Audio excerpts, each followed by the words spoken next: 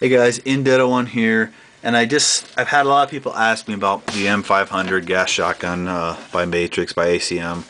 So I figured I'd do a quick overview video of mine here. If you've seen this gun already, I apologize. Bear with me. The gun is pretty much full metal.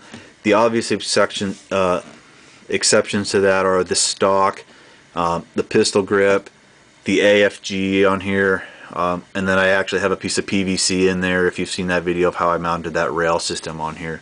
The rest of the gun is metal. Yes, they are gas powered. They fire 5 BBs with each shot.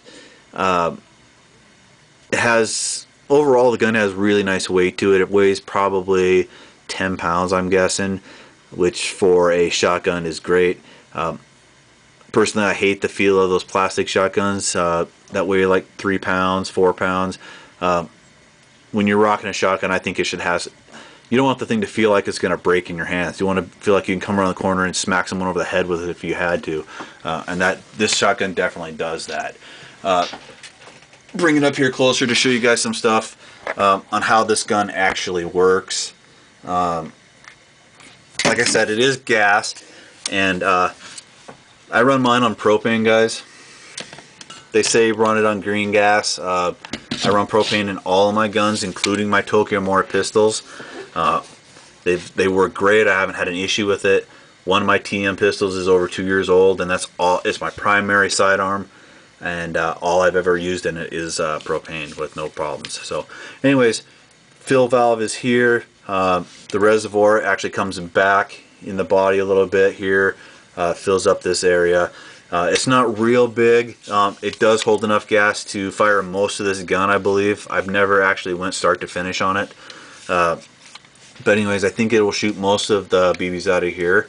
To load the BBs, there's obviously no spot for shells in here. The BBs are loaded on board the actual gun itself. The way to get to that is you rack the slide back, and that'll expose the feeding tubes up here underneath the pump. On the left side, the right side of the gun, excuse me, upside down here. The right side of the gun is this little lever. You just push it in and turn it forward, and that unlocks the feeding tubes. So you can pull this guy forward, and then obviously you see there is 3 of them here. Each one of these guys holds about 50 rounds, give or take.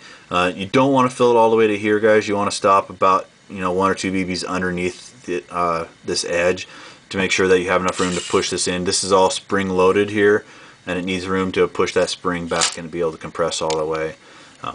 Push it back in when you get it all loaded up, flip the lever back, and you should be ready to go. It should have already pushed 5 BBs into the loading chamber.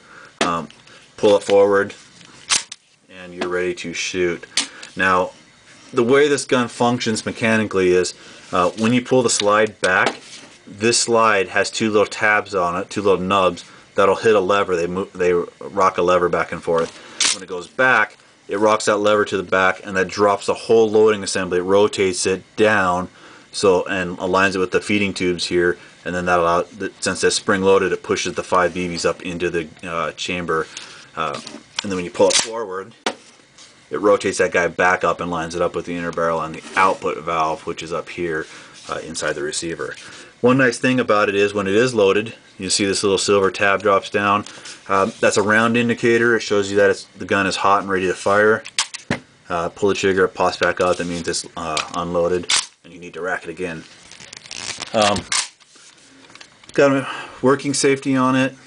Pull it down. It's mechanical safety, so it locks the trigger. I wouldn't ream on that trigger, guys, because you'll probably break the trigger or the safety mechanism. I mean, they're not real steel guns. They will break. But anyways, it does lock it, so you know that you can't pull the trigger. Slide her back up, and she's ready to fire again.